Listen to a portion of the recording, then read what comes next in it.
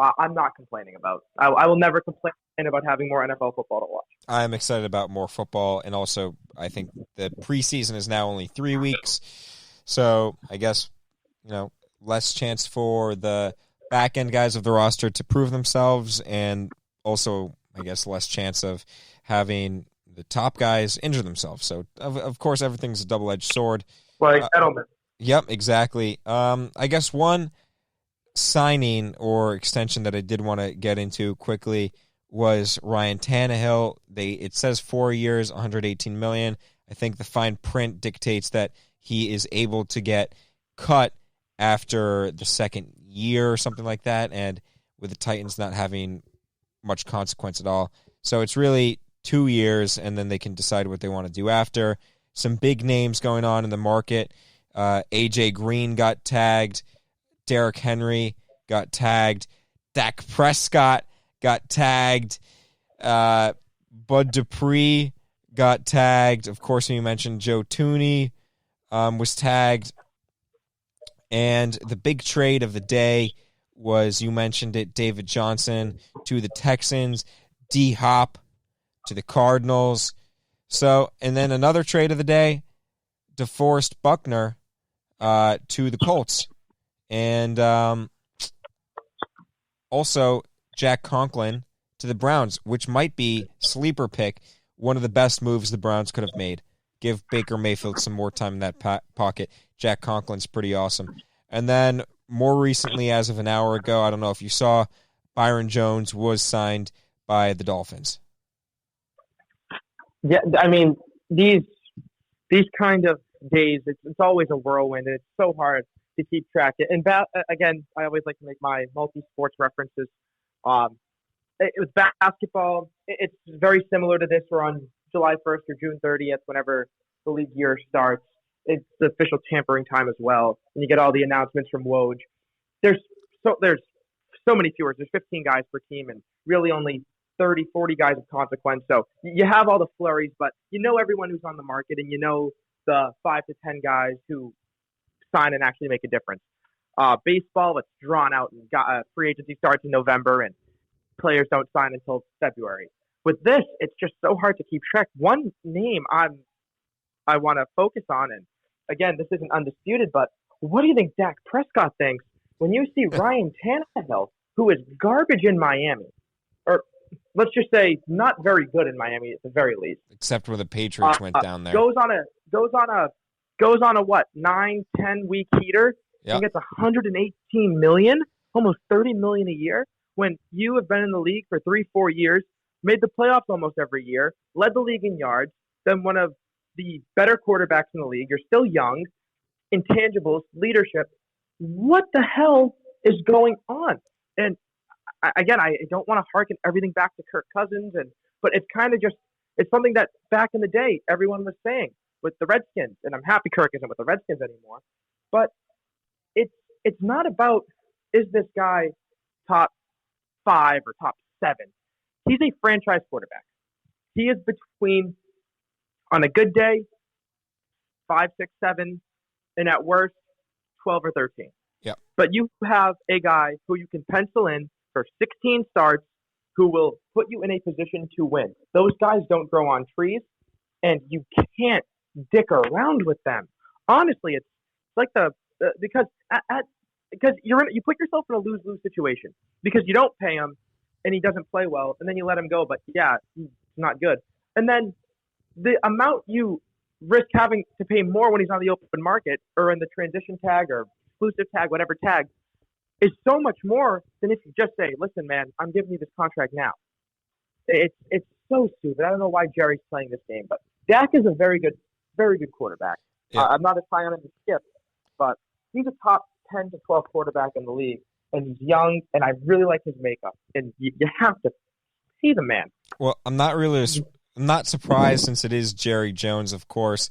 But I think Tannehill pretty much pulled a Flacco, except he didn't win a Super Bowl. I credit Tannehill though. Get your money when you can. I don't know if it was all that deserved for only 10 weeks, but I'm not one to criticize. PFT commenter said it best. He said, I wish I didn't major in English in college. I should have just tried to be an average NFL quarterback, which I guess is Ryan Tannehill. So credit to him. I want your closing thoughts right here on the future of Brady. What do we think? What's our inclination? It's kind of those things where I have to see it to believe it. The market is just not strong enough. It's not like you have hometown 49ers as an option, or let's say the Giants. I don't think you'd go to the Giants because of the history there, but right. A big market team. It's not like you have a place that, all right, like, yeah, this is where Tom Brady could finish his career. This is like a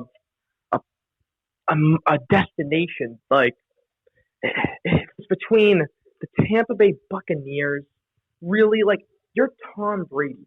I don't care what, like, and I know that they have Evans and Godwin, but again, and Bruce Arians is a good coach. I've always liked him.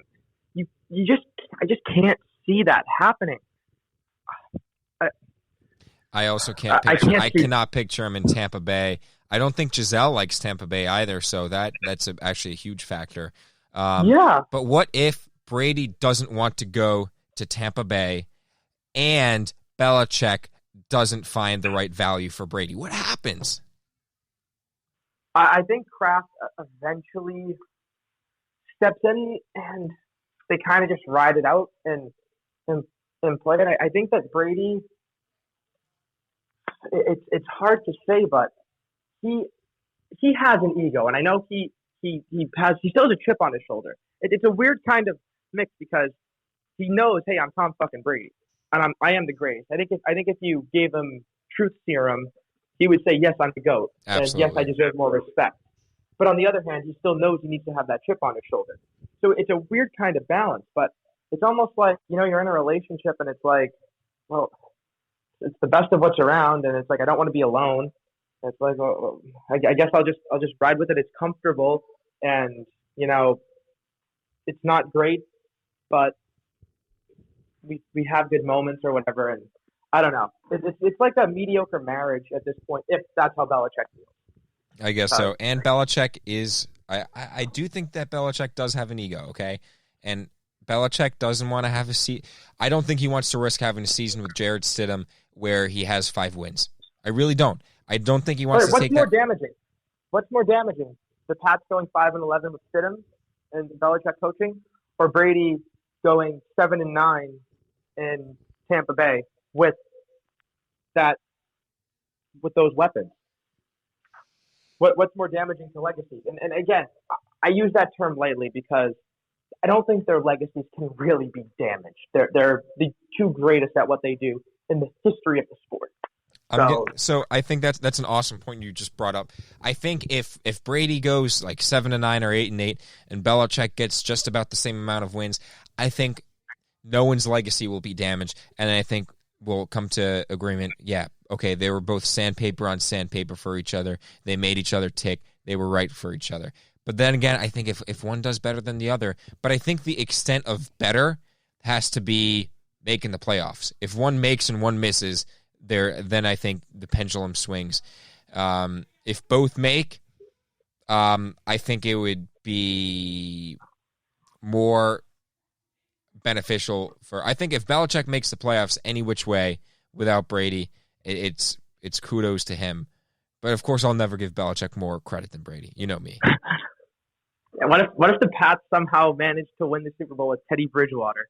Oh, good God, dude! I'm telling you, would you not like that? Would you be upset? I would be upset if Brady did poorly. My number one thing would Brady be goes to Tampa Bay. They finish 7-9, third place in the NFC South, and he throws like 3,700 yards, 20 touchdowns, 14 picks, retires after the year. Patriots win the Super Bowl with Teddy Bridgewater throwing like 2,700 yards, like 18 touchdowns, 10 picks, but they have a defense that looked like the first 10 weeks of last year. You would I don't want to see what you would do. Oh, and then you have Edelman and Teddy being best friends. That would be beautiful. I would be.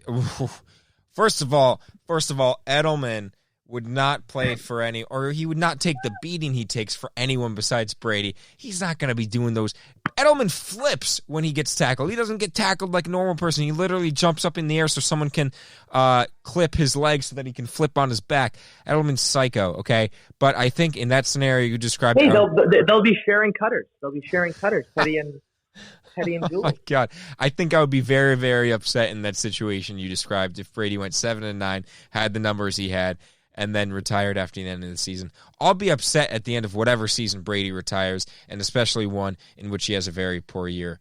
I just want the best for Brady, and I think you've known that since day one. But why don't? But shouldn't you want what's best for the New England Patriots? Because I don't know, dude. I want the best for Brady. Okay, I'm just gonna put it to you like this, because I think we all get attached to players. Okay, I think once Brady is out of the league, then I could go back to accepting the Patriots' success. But that's what I'm saying is, it's like a pet. You know, you're only going to get your and again, it's like a pet who's lived a long life.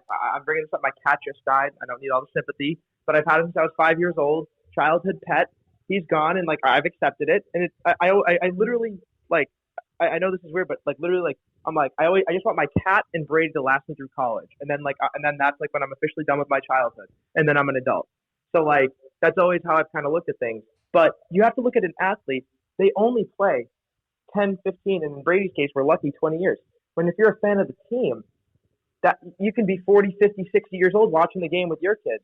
I know. Not just watching NFL films of the same dozen Brady games. Of the same Bengals game in 2014 and the Baltimore game in 2014. Man. Your son's going to be like, hey, Dad, the Pats are playing.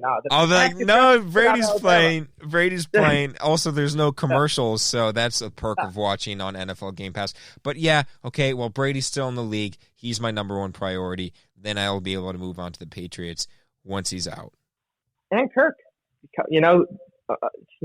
It's like Kirk one of those things, dude. Like if you have like a flag in your yard and you have the American flag, like no flag can be above that. The American flag has to be on top, and then you can go underneath. Brady's the American flag, dude, in this case.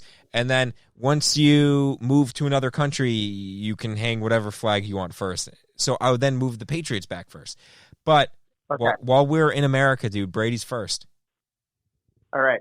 So, I get it. Yeah. I get it. And I'm the same way, too. Like, I still love Brady. And he's been a crucial part of literally our entire lives. Like, I can't remember life without Tom Brady. Neither can I. We were 1 year old. We have been blessed with Brady. We have been. We really have. So, yeah, we've had a wild Monday of the first day of the tampering period. Those are all the thoughts that I have so far. We're going to have so many more to come, though, in the next couple of days. Honestly, I'm excited. It's, again, not to sound too gloomy, but you know how I'm a sports junkie, and it's not just football. Basketball is my number one. And I don't know how I'm going to get through this. It's really just not easy. So having a little bit of excitement, it's nice. What are we going to do after? Honestly, like, once the dust settles. Mock drafts. I guess I'm going to have to get into college sports. Well, not like watching, but like watching film and stuff. Learn them, yeah. Yeah, this is my NBA prime time. This is when the season starts picking up. But again, you know, we all kind of have to learn to deal with it. But make some how are your sacrifices. Zoom classes, by the way? Not to get too off topic. Zoom was very interesting. Looked like some of the professors didn't really know how to use it, but it was neat. Half the students had their camera on, half the students didn't.